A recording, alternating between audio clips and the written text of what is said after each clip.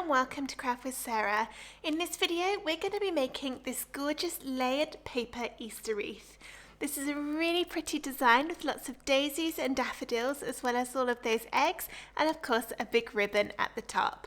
So let's find out how to make it. You can download the free cutting file for this project at craftwithsarah.com/free-svgs or follow the link in the description of this video to go straight to the download page. The download comes in a zip folder and you need to unzip this before you can upload the files into Cricut Design Space. Start a new project in Cricut Design Space and then press Upload on the left and then go to Upload Image. You can then either click Browse to find the file on your computer or you can drag and drop it in. Make sure you choose the unzipped version of the folder and then the file you need for Cricut Design Space is the one which starts SVG in the file name. It might show up as an internet document, an HTML document, a Microsoft Edge document, something like that. That does not matter. It doesn't matter what it shows up as long as you choose the one which starts SVG in the file name. So I'm going to click and drag mine in, and then it should look like this with all of the layers one on top of the other. If yours looks different and you can see the layers next to each other instead, that means you've accidentally uploaded the wrong file. So if that's the case, click Cancel down on the bottom right and then try again and make sure you choose the one which starts SVG. When you're happy, click Upload over on the bottom right, and then when the image is in your recent uploads, click on it to get the green border and then press Add to Canvas. It will appear on your screen and now we can resize it. I'm going to make mine 7.75 inches wide to go in my shadow box. Make sure the padlock icon is closed. If yours is open, then click it to close it and then change your size. So I'll type 7.75 in there, press enter on my keyboard and then the height changes in proportion. You can see this is quite a lot of layers down on the right hand side. However, it actually isn't that many colours. To check the colours, press Colour Sync over on the top and then you can see this is what it's all going to need. If you want to change some of the colours up, you can do so either by clicking and dragging to change the colours there, or if I just undo that, you can go into Layers and then click the layer you want to change and change it in this little colour box here. However, I'm happy with these pastel colours, so I'm just going to go and click Make It. This separates out all the layers into their individual colours, ready for cutting. To change the paper size, go into the drop down and change it to what you're going to be cutting it from. You do need to do this for every single colour, and I'm using A4 paper, so I'm just going to go ahead and get all of that changed. Sometimes you might find that the layers end up in a bit of a random position. You can click and drag them to move them around to help save space on your cardstock.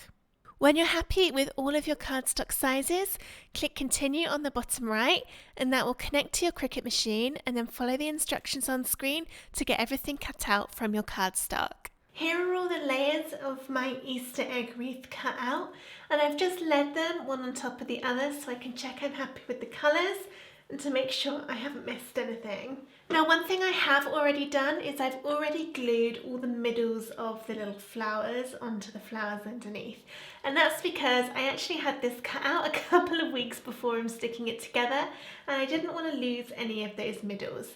So I have already glued them and I would recommend doing those first because it just means that when you're moving everything about you're not going to lose those little circles. We're going to be sticking this together with a combination of glue and 3D foam pads. The glue I'm using is called Collall and I really like it because it doesn't bend or wrinkle the cardstock like some other glues can do.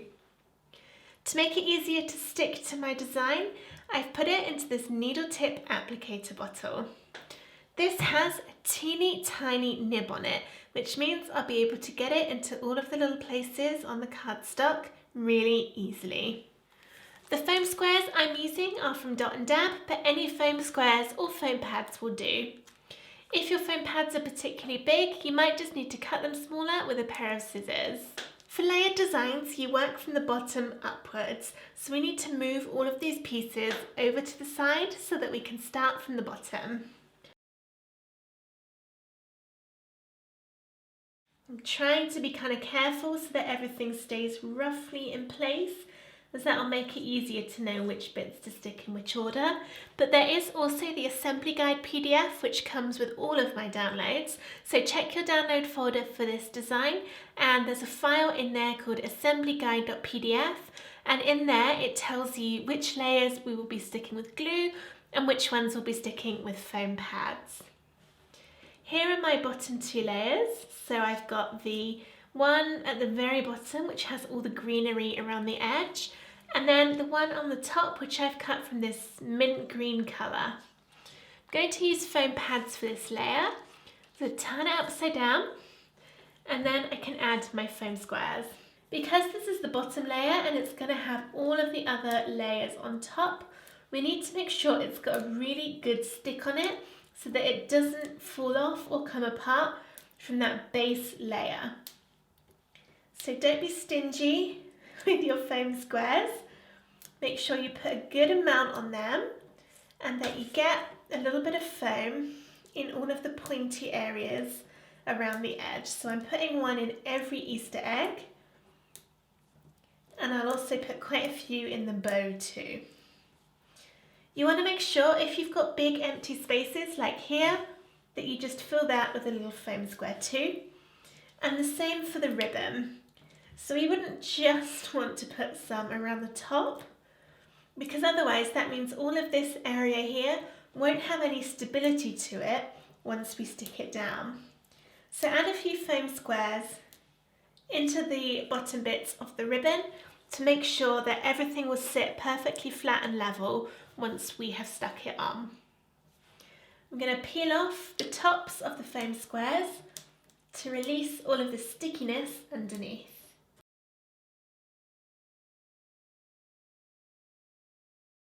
And now I've done that, bring in the base layer, and then I'm going to line this up and then gently let it drop down. So let's use the bow and those bottom eggs, and then I'm just going to drop it really gently. And then, because that's only very gently placed, if I hadn't lined it up right, I could just peel it off without damaging anything and give it another go. But I am happy with how that's looking, so I'm going to push down to make sure those foam pads get a really good stick to them. Alright, so now we kind of have three separate parts to layer up for the different areas. We've got the bow, the eggs down here, and then we've got the eggs on the side. I'll start with this side. So here are my pieces. I'm going to move these aside, and we'll be starting with the yellow eggs. I'm just trying to work out where it goes. There we are. So it will line up exactly. And for this one, I'm going to use 3D foam again. So let's turn it over and add even more of these little foam squares. As this is a much smaller piece, we don't need as many. And then find where it perfectly lines up with that base. And again, I'm going to drop it down and then push to seal when I'm happy. Now it's up to you when you're doing this. You can either do each colour all the way around, or you can finish building up the layers for each of the sections one at a time. I'm going to keep going with the same colour and make my layers up evenly, but say it's completely up to you which way you choose to do it. And that means next I have this yellow piece, which is going to sit there, and we're going to keep it matching that one, so that means this is a foam square layer. Gently lay it down and push to seal. There's another little yellow piece which kind of lives by itself over on here. So as we're doing all this pale yellow, I'm going to do this one too. And then the last bit of yellow will go over the ribbon. Here it is. You see that will line up in there. So let's turn it over and add all of the foam.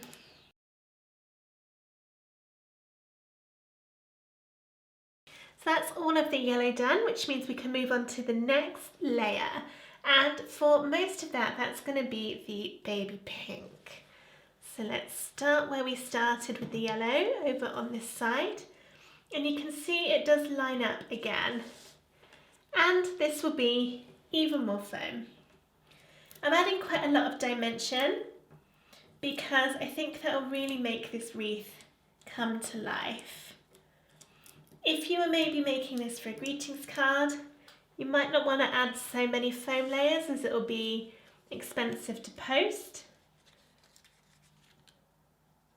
But if it's going in a frame, or even if you're just putting it on your wall, then the dimension is really pretty.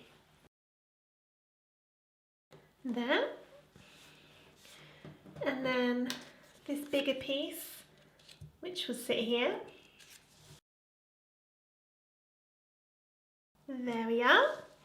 And then my next pink bit is for here. And then that's it for the pink, because this top section has the brown on it instead of pink. So I'm going to foam this one. And this is acting as kind of a placeholder piece for the yellow sections of the bow to make sure that it's going to sit in line with everything else that we've got on the design. And then it's also filling in this little egg, look, with the brown colour. Alright, so now we are on to flowers and the brown eggs. And I'm just going to add one little foam pad to here.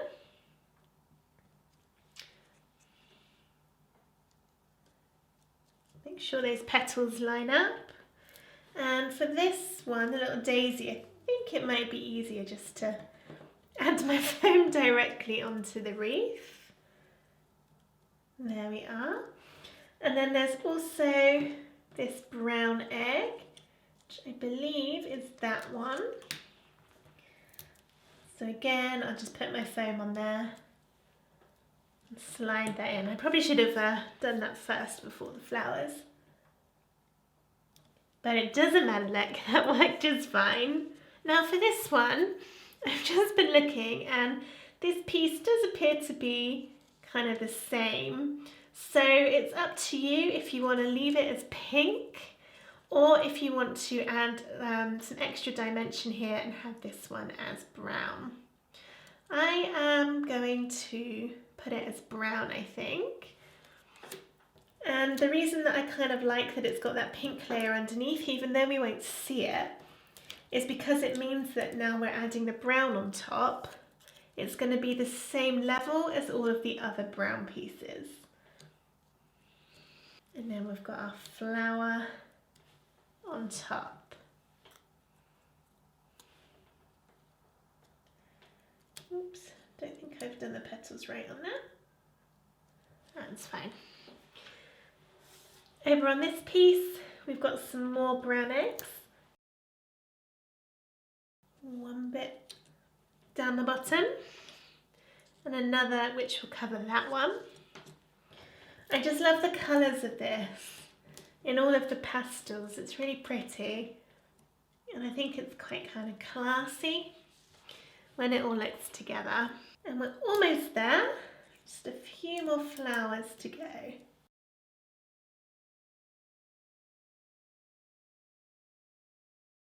So that's going to go on there. And then the very last piece is actually the only one, apart from the little dots and the circles, that I'm using glue for. Let's turn that over, add some glue.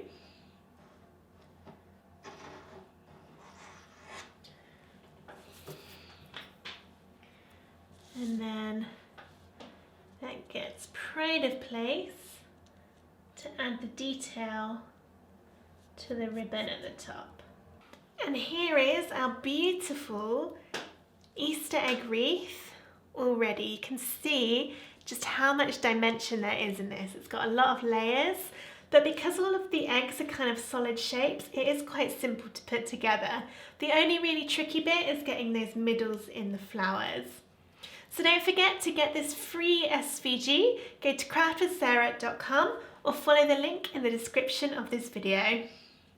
If you enjoyed this tutorial, please give it a thumbs up using the little button underneath the video and subscribe to my YouTube channel for loads more Cricut and papercraft tutorials. Thank you so much for watching. Bye!